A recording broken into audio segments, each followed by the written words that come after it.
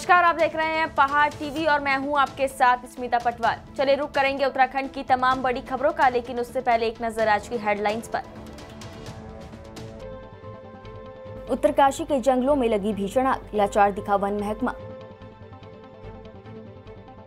नेपाल के धनगढ़ी में चल रहे फार वेस्ट ट्रैवल मार्ट 2022 का हुआ आयोजन, भारत के पत्रकारों सहित कई लोगों ने किया प्रतिभाग। लक्सर के अस्पताल में प्रसव के बाद हुई महिला की मौत पर परिजनों ने जमकर काटा हंगामा, डॉक्टर हुए अस्पताल से फरार।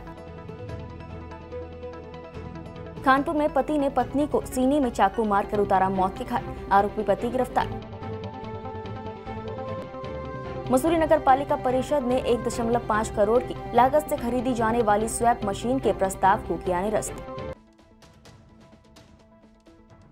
डोईवाला तहसील में तहसीलदार सादाब की नियुक्ति होने पर क्षेत्र के लोगों के साथ अधिवक्ताओं और जनप्रतिनिधियों ने खुशी जाहिर करते हुए कहा कि अब जरूरी काम होंगे और वही जरूरी प्रमाण पत्रों के बनने का काम भी तेज होगा। डोईवाला के तहसीलदार सादाब ने कार्यभार संभाला और क्षेत्र के जनप्रतिनिधियों के साथ अधिवक्ताओं और आम लोगों से मुलाकात करते हुए तहसीलदार सादाब ने कहा कि हम जीरो पेंडेंसी पर काम करेंगे और जनता की समस्याओं के निस्तारण तय समय सीमा के भीतर करेंगे। अधिवक्ता मनीष धीमान ने डोईवाला तहसील में तहसीलदार सादाब की नियुक्ति पर शासन प्रशासन का आभार जताते हुए उम्मीद जताई है कि अब जनता को अपने जरूरी प्रमाण पत्रों के लिए भटकना नहीं पड़ेगा।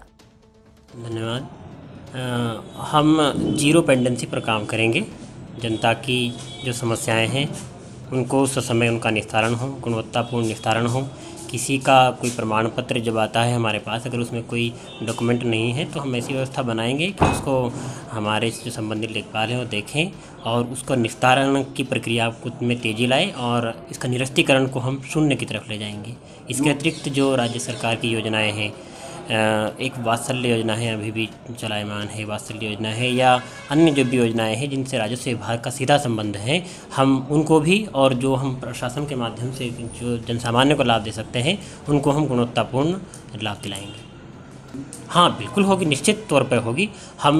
हम आते ही हम अपने अधीनस्थों को हम निर्देशित कर दिए हैं कि उन पर तत्काल कार्रवाई करें, कुछ भी पेंडेंसी ना रहे, जीरो। हाँ, हम 24/7 अवेलेबल हैं। जी बिल्कुल, अभी हमारे तहसीलदार साहब नियुक्त हो चुके हैं और अभी उनसे हमारी बात हुई है, क्योंकि पिछले कुछ समय से लोगों के छोटे छोटे काम जैसे जाति निवास, आय वगैरह के प्रमाण पत्र बहुत सारे पेंडिंग पड़े थे।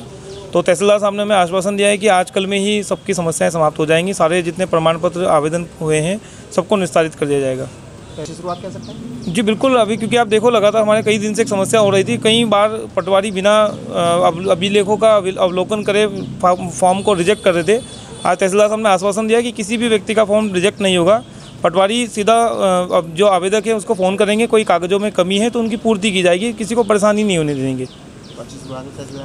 बिल्कुल, अगर तहसीलदार साहब द्वारा जिस तरह का आश्वासन दिया गया है, यदि इसी तरह से सब लोग काम पर लग जाएं तो मैं नहीं मानता प्रॉब्लम लोगों के लिए कोई बड़ी समस्या।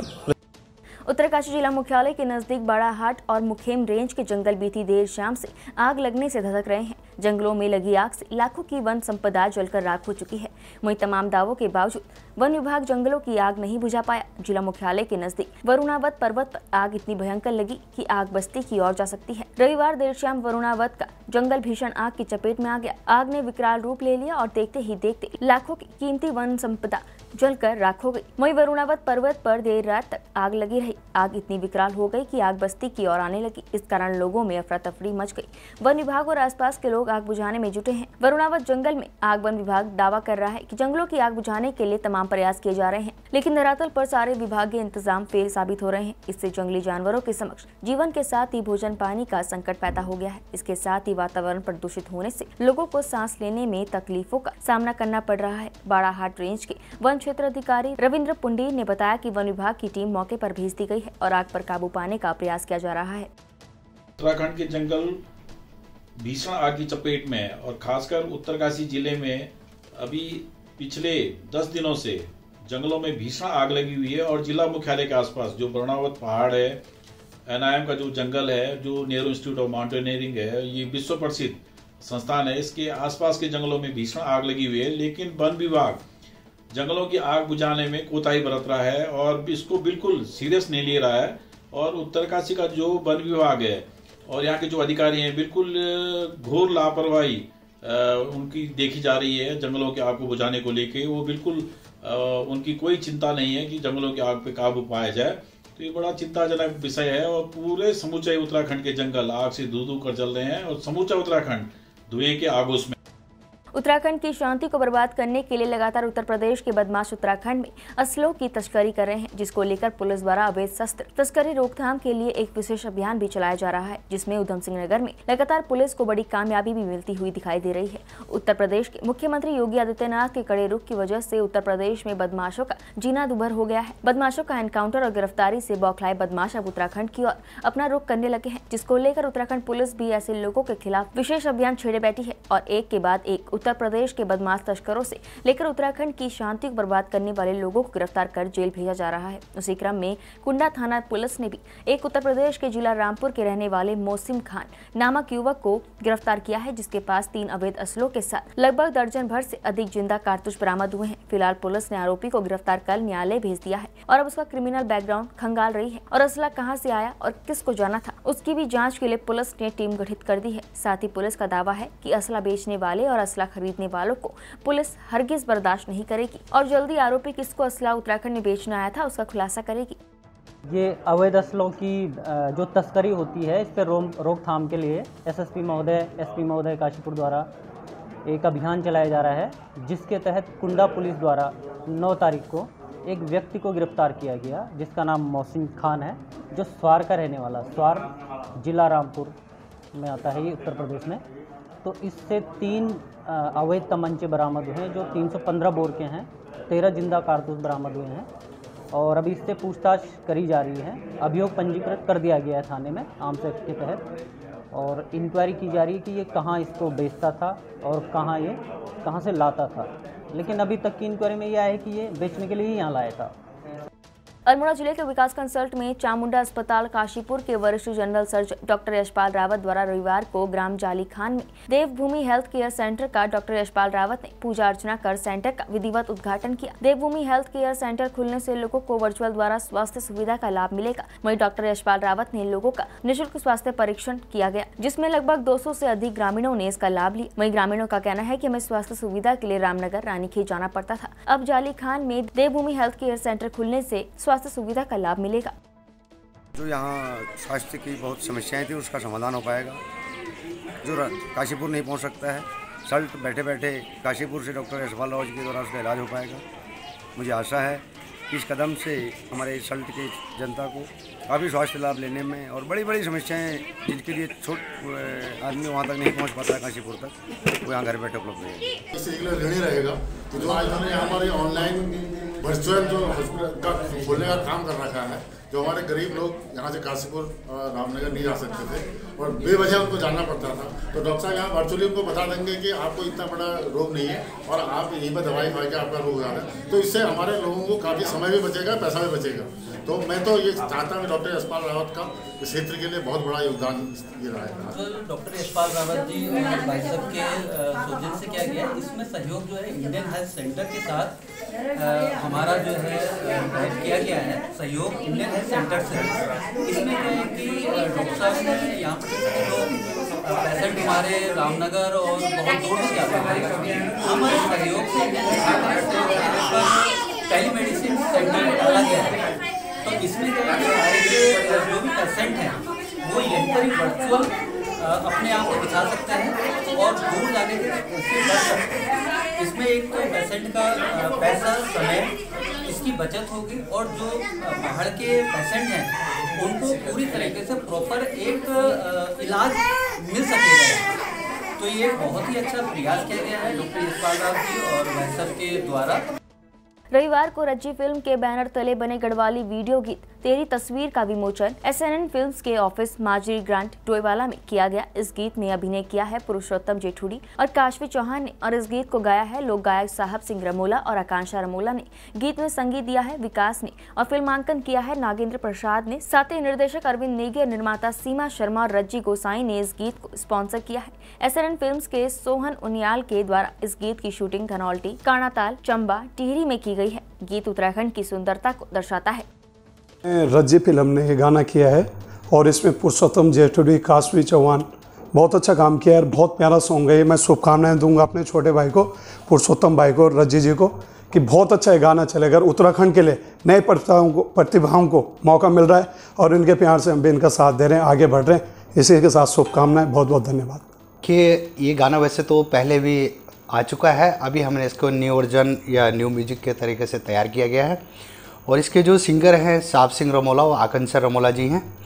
और रज्जी फिल्म्स बैनर तले ये गाना आज रिलीज़ हुआ है और SNN फिल्म्स के माध्यम से जो इन्होंने अपना रिस्पॉन्सर जो थे अपने सोहन उनियाल जी हैं। और इसमें एक्ट किया है खुद मैंने, पुरुषोत्तम जेठुड़ी और काशवी चौहान ने। और ये जो ये गाना है ये हमने गढ़वाल के विभिन्न स्थानों में जैसे टिहरी झील, कानाताल, धनोल्टी, चंबा में ये फिल्माया गया है। और हमें यकीन है कि जैसे पहले दर्शकों ने ये गाना पसंद किया है और अभी भी करेंगे। मसूरी नगर पालिका परिषद द्वारा बीती 24 मार्च को आयोजित पालिका बोर्ड बैठक में पालिका अध्यक्ष अनुज गुप्ता द्वारा निर्देशित किया गया कि मसूरी क्षेत्र अंतर्गत सफाई व्यवस्था को सुदृढ़ बनाए रखने के लिए एक स्वैप मशीन खरीदी जानी है, जिसका अनुमानित बजट 1.5 करोड़ रुपए आएगा, जिसको पालिका सदन द्वारा सर्वसम्मति से पास किया गया है। वहीं पालिका के मनोनीत सदस्य मदन मोहन शर्मा ने इस प्रस्ताव का विरोध कर निदेशक शहरी विकास निदेशालय और कैबिनेट मंत्री गणेश जोशी से की थी। मदन मोहन शर्मा ने बताया कि मसूरी की भौगोलिक परिवेश में स्वैप मशीन संचालित नहीं किया सकती है। ऐसे में नगर पालिका द्वारा करीब 1.5 करोड़ की लागत से स्वैप मशीन खरीदना फिजूल खर्चा होगा। उन्होंने कहा कि मसूरी में स्वच्छता व्यवस्था को दुरुस्त करने के लिए स्वच्छता कर्मचारियों की भर्ती की जाए, जिससे लोगों को रोजगार भी मिलेगा और शहर की साफ सफाई का कार्य बेहतर तरीके से हो पाएगा। मदन मोहन शर्मा की शिकायत का संज्ञान लेते हुए शहरी विकास निदेशालय उत्तराखंड के निदेशक द्वारा अधिशासी अधिकारी मसूरी नगर पालिका परिषद को 24 मार्च 2022 को पालिका बोर्ड बैठक में प्रस्तुत प्रस्ताव संख्या 577, जिसमें पालिका द्वारा मसूरी शहर की सफाई के लिए स्वैप मशीन 15 वित्त आयोग से स्वीकृत धनराशि 1.5 करोड़ रुपए से क्रय किए जाने के संबंध में प्रस्ताव को पास किया गया था। उसको तत्काल प्रभाव से स्थगित करने के निर्देश दिए गए हैं, जिसको लेकर अधिशासी अधिकारी द्वारा तत्काल प्रस्ताव को निरस्त कर सूचना निदेशक शहरी विकास निदेशालय और कैबिनेट मंत्री गणेश जोशी को प्रेषित कर दी गई है। मसूरी जैसे नगर में जिसमें कि सड़कें लगातार सीधी नहीं बनी हुई हैं, चढ़ाई है, उतराई है, मोड़ हैं और कहीं कहीं सिर्फ 10 फुट चौड़ी सड़क है, ऐसी सड़कों पर स्वैपिंग मशीन संभव ही नहीं है कि वो काम कर पाए। उसके लिए कम से कम 120 फुट चौड़ी सड़क चाहिए ताकि वो मशीन घूम घूम करके कार्य कर सके। मैंने उस दिन भी अध्यक्ष महोदय से पूछा था, जिस दिन ये प्रस्ताव विचार के लिए लाया गया था, कि ये मशीन कहाँ चलेगी। अध्यक्ष महोदय ने कहा कि गांधी चौक से जूलागढ़ तक 1.5 करोड़ रुपए खर्च करके कि ऐसी मशीन लाई जाए, उससे तो वो 1.5 करोड़ रुपया शहर के विकास के लिए अन्यंतर खर्च किया जा सकता था। ये मेरी अपनी राय थी और यही बात मैंने प्रदेश सरकार पे और हमारे जो मंत्री जी हैं गणेश जोशी जी पर भेजी और उनको बताया कि इस प्रकार जो है राष्ट्र समाज का पैसा, सरकार का पैसा, भले ही चाहे विभाग ने दे दिया हो या किसी ने दिया हो, गलत काम के लिए खर्च नहीं होना चाहिए। तो मेरा अपना मानना ये है कि मसूरी में स्वैपिंग मशीन हमारे पास, हम उसके लिए और स्वीपर्स को अपॉइंट कर सकते हैं। उससे कम से कम लोगों को बेरोज़गारी घटेगी। वो स्वीपर मसूरी को और बेहतर ढंग से साफ़ करेंगे। आप हर 200 मीटर के लिए स्वीपर रख लें तो स्वीपरों की संख्या बढ़ेगी, तो 1.5 करोड़ रुपए वार्षिक में वो सब नौकरी पाएंगे। तो इस उद्देश्य से मैंने पत्र लिखा था राज्य सरकार को और राज्य सरकार ने मेरे पत्र को संज्ञान लेते हुए उस मशीन की खरीद पर फिलहाल रोक लगाई। डोईवाला में राष्ट्रीय स्वयंसेवक संघ के स्वयंसेवकों ने सन्वस्तर क्षेत्र प्रतिपदा पर नगर में पथ संचलन निकाला। पथ संचलन के दौरान नगर क्षेत्र में जगह जगह नगर वासियों और व्यापार मंडल ने पुष्प वर्षा कर स्वयंसेवकों का भव्य स्वागत भी किया। रविवार को डोईवाला में पूर्ण गणवेश के साथ राष्ट्रीय स्वयंसेवक संघ के स्वयंसेवक पथ संचलन के लिए एकत्र हुए। इस मौके पर RSS के प्रांत प्रमुख नरेंद्र रावत ने कहा कि संघ का काम समाज के बीच समन्वय बनाना है। संघ अपनी स्थापना के बाद से ही पूरे विश्व में अपने कार्यों के कारण पहचाना जाता है। उन्होंने कहा कि संघ अपनी स्थापना का 100वां वर्ष 2025 में शताब्दी वर्ष के रूप में मनाएगा।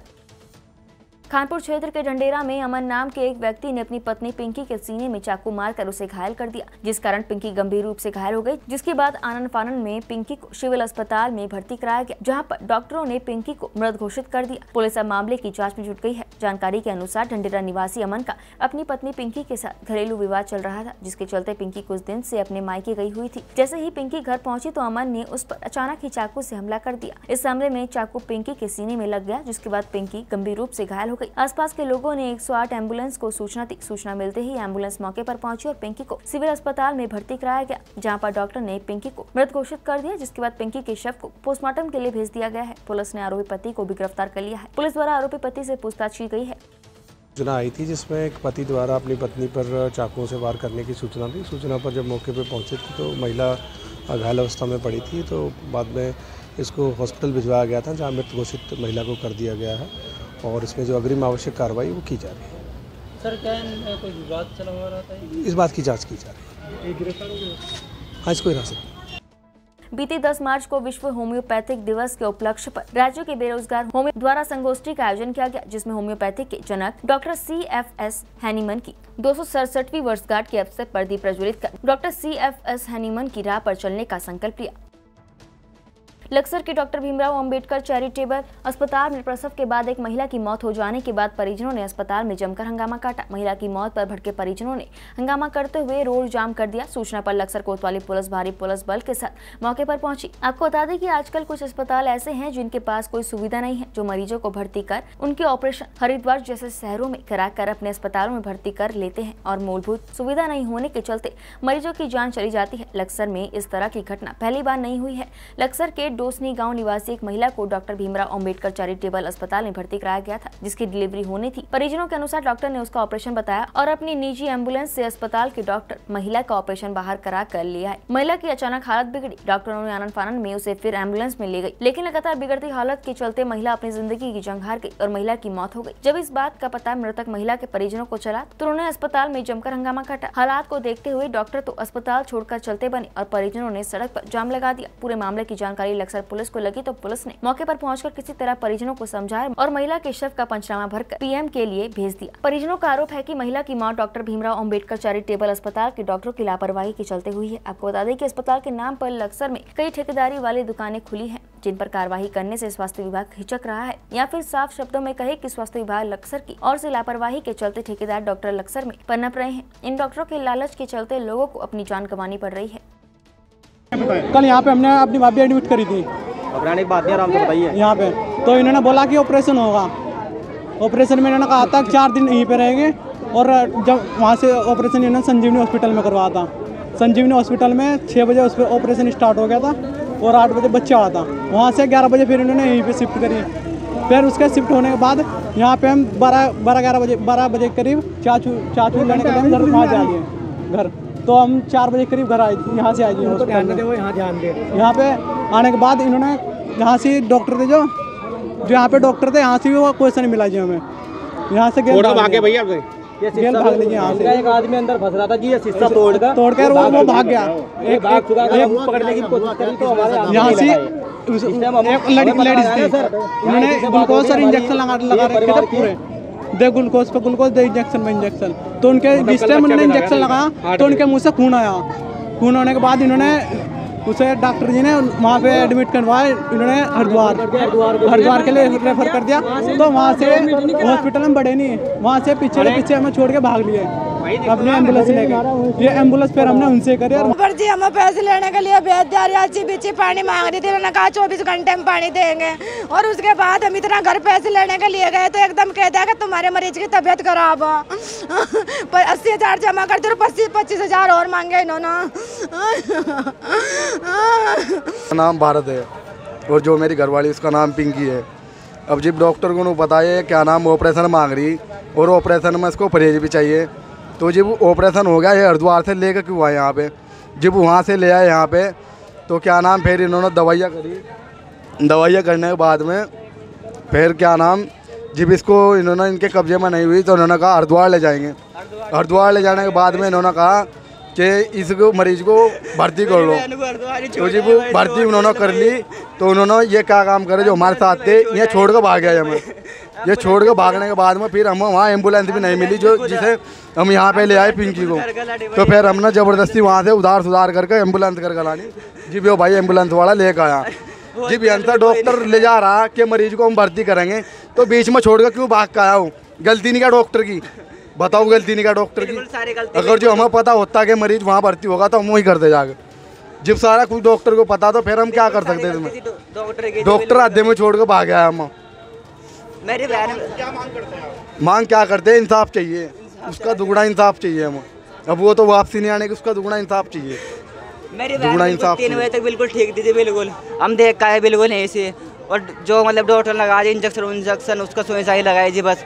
और फिर डॉक्टर भी सारे चले गए यहाँ पर, और हरिद्वार भी ले गए ना उसमें एम्बुलेंस में, वहीं पर छोड़ कर भागा है हॉस्पिटल में, और डॉक्टर भी वहाँ पर भी कोई किसी ने साथ नहीं दिया जी। फिर मेरी बहन को किसी ने देखा फिर वहाँ फिर हॉस्पिटल में, फिर एम्बुलेंस करके भी घर लानी पड़ी जी। वो फिर वो भी किराए पर करी जी एम्बुलेंस वहाँ पर जी, और यहाँ पे जी कोई भी नहीं था जी हॉस्पिटल। रविवार को डॉक्टर भीमराव अंबेडकर सांस्कृतिक महोत्सव में शिल्पकार उत्थान समिति और परिवर्तन सेवा समिति द्वारा पचपखरिया बनबसा जिला चंपावत में महिलाओं की मेहंदी प्रतियोगिता का आयोजन किया गया। 7 दिवसीय सांस्कृतिक महोत्सव में रविवार को मेहंदी प्रतियोगिता का आयोजन किया गया। इसमें महिलाओं द्वारा काफी उत्साहवर्धन तरीके से महिलाओं ने बच्चियों से अपने हाथों में बाबा साहब अशोक सम्राट और ज्योतिबा राव फूले की तस्वीर बनवाई और 20 महिलाओं ने प्रतिभाग किया। नेपाल के धनगढ़ी में चल रहे फार वेस्ट ट्रैवल मार्ट 2022 में बतौर मुख्य अतिथि पहुंचे नेपाल सरकार के पर्यटन मंत्री प्रेम आलिया मगर ने कहा कि भारत के प्रधानमंत्री ने पशुपतिनाथ मंदिर में दर्शनों के लिए आने वाले भारतीय भक्तों की सुविधा के लिए जो रुपया दिया था उसका उनकी सरकार अब रिकवरी कर सदुपयोग करेगी। इससे नेपाल के धार्मिक प्रतिष्ठानों में दर्शनों को जाने वाले हिंदू भक्तों को अब सस्ता और सुलभ रहना खाना मिलने की उम्मीद बढ़ गई है। नेपाल के कैलाली में शुरू हुए ट्रैवल महोत्सव में मीडिया से बात करते हुए पर्यटन मंत्री ने कहा कि कुछ वर्ष पहले जब भारत के पीएम नरेंद्र मोदी नेपाल आए थे तो उन्होंने यहां आने वाले हिंदुओं के दर्शनों के लिए सस्ती और सुलभ व्यवस्था करने के लिए नेपाल को 25 करोड़ भारतीय यानी 40 करोड़ नेपाली रुपए की धनराशि दी थी। उन्होंने कहा कि पिछली सरकार ने उसे सस्ते दामों में किसी व्यापारी को दे दिया। उन्होंने कहा कि वो इस प्रोजेक्ट को वापस लेकर आम भक्तों के रहने और खाने की व्यवस्था उनकी पॉकेट के अनुसार बना देंगे। आपने बहुत महत्वपूर्ण प्रश्न आपने पूछा, मुझे बहुत खुशी लगा कि भारत के सम्मानीय प्रधानमंत्री नरेंद्र मोदी जी ने जितने भी देश विदेश के हिंदू लोग हैं, पशुपतिनाथ 4 धाम मध्य का एक धाम है पशुपतिनाथ, जब बहुत सारे हिंदू लोग आते हैं पूजा आराधना करने के लिए, उन्हीं को टारगेट करके जब पहली बार भारत के प्रधानमंत्री नरेंद्र मोदी जब नेपाल में आए थे, उन्होंने पार्लियामेंट में अपना स्पीच भी दिया था।